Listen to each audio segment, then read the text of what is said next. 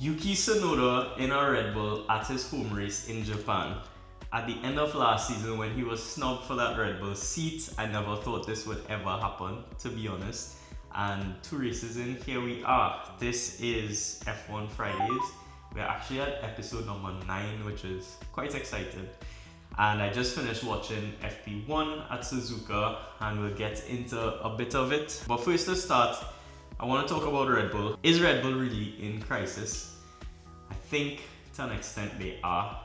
Being a Red Bull fan, I've kind of followed them obviously a little bit more in depth. They have lost many technical team members, including Jonathan Wheatley, who was a big part of that team, especially on the race operations on pit stop side. He is now the team principal for Sauber, which is an amazing move for him. Props on that, but it does definitely affect Red Bull. And they have also lost a few other people. Now, for the most part, as mentioned by multiple people, and I think that Max Verstappen has kind of hidden some of the weaknesses of the car in terms of development, not on purpose, just due to the fact that he's damn good, one of the best ever. So they didn't realize how difficult the car was to drive until they threw other drivers in. I think it also shows how good Perez was, because that gap to Verstappen was a lot less than it was with Lawson.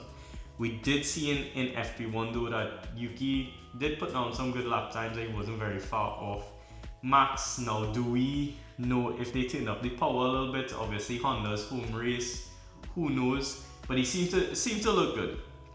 I will say, for me, anything in the top 10 for Yuki's first race would be very acceptable. I think give him time as well, and I don't expect Red Bull to move to another driver for this season. I think they're locked in with Yuki. Yes, there's rumors they've been Lawson, whatever the case is, they might bin Yuki again. There's no other options currently. So I think it's a bit disastrous in their junior academy, because they just seem to be killing their drivers off. All the good racers are pretty much locked in for the rest of the season as well, so I don't think they could look elsewhere. Yuki might be the guy for the rest of the season, at least. I hope he does well, but for the most part, I would say Red Bull has to take this one on their chest and admit that they screwed up, fix the car, and just lock in with these guys for a little while and see where they get to. If they could keep fighting for the top, or they have to settle for best of the rest, you know? We shall see. But let's get back into FP1 and Suzuka. Now, keep in mind this track is a figure 8. It's a little bit different from what we usually see. There's a lot of elevation changes, some banked corners. It does take a toll on the tires, and I do believe we could expect rain for the race. There's a 50 to 60% chance of rain. However, the forecast seems a little bit off as to if it will fall on the actual race or after. That will obviously make things very interesting. As we saw in Australia, that was absolute carnage. Now, Haas as well has also said that the car is very well suited for the high-speed track. We did see in FP1 that they struggled as well, and I think they're in for a very tough weekend. Now, they have capitalized on other teams' mistakes in the past 2 races, but I don't think they generally have that much pace in them. So I don't expect too much from them. Now, I would say Ferrari is still trying to figure things out. Hamilton's still getting a little bit comfortable in the car. They have to bounce back from that double disqualification last week, which was rough. But I would say kind of keep expectations a little bit tempered for now for Ferrari. The Mercs definitely seem to be quick. Both Kimi and Russell look quick in FP1 already, and let's wait to see if they could push the McLarens. As I mentioned before, the Max and Yuki seem to be quite closer than most people expected. But let's see how FP2 and 3 kind of progresses before we really take too much of that into consideration. Now, I want to just mention some of the special edition liveries. This is week 3 and we're already seeing some amazing special edition liveries. Obviously, I'll start with Red Bull.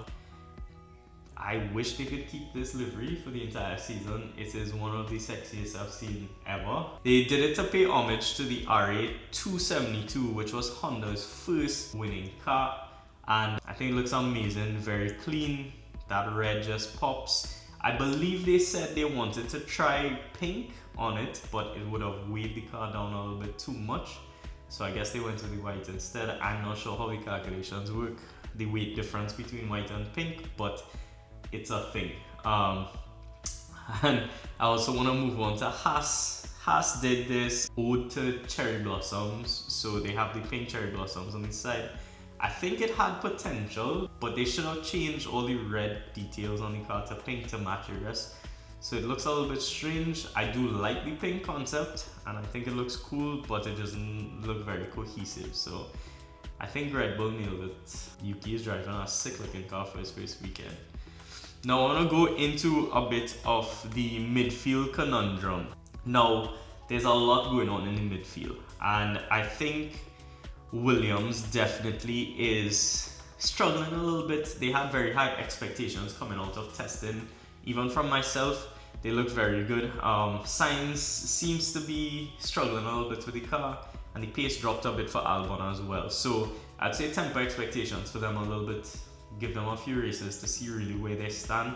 I think the first race threw a lot of curveballs, and we're not too sure exactly where real true race pace stands yet in the midfield. We can also see with the Racing Bulls that if they sorted out their strategies, Yuki technically could have been 5th in the Drivers' Championship if they didn't mess up certain things, their wing exploding and that 2-stop strategy instead of 1 in China. So I do think they have very high potential this season so far. Is doing amazing, and let's see if Lawson could hold it down in that other seat. He did seem to be doing okay in FP1. We'll see if Hadjar or Lawson is the benchmark moving forward in that team. My personal thoughts is that Hadjar might take over as the number 1 for that one for now, till Lawson regains a little bit of confidence. But as I also mentioned earlier, Haas definitely has some stuff to work on. I think those first 2 races didn't really show exactly where they are in terms of pace. I do see them kind of fighting with the Alpines in the back, although Sauber is dead last in my opinion for pace currently. So that would kind of be my standing for the midfield currently would be Racing Bulls, then Williams, then Haas, then possibly Alpine. I think Alpine and Haas could flip-flop currently, and then we would have Sauber in the back.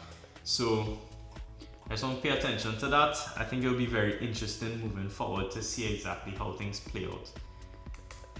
Now, fantasy, just keep in mind for everyone who had either Yuki or Lawson that those driver cards are invalid. You need to switch them out, or you will get, I think it's DNF, or I don't know exactly what the negative is for that, but you will lose a lot of points. So use your free transfers if you have to, use your wildcard if you have to, get those old player cards out of the team.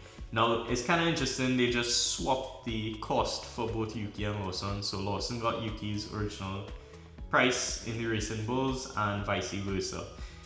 Is it good, is it bad? I don't know, but I don't think there's much they could have done other than that, because it's very difficult to have expectations in a specific number.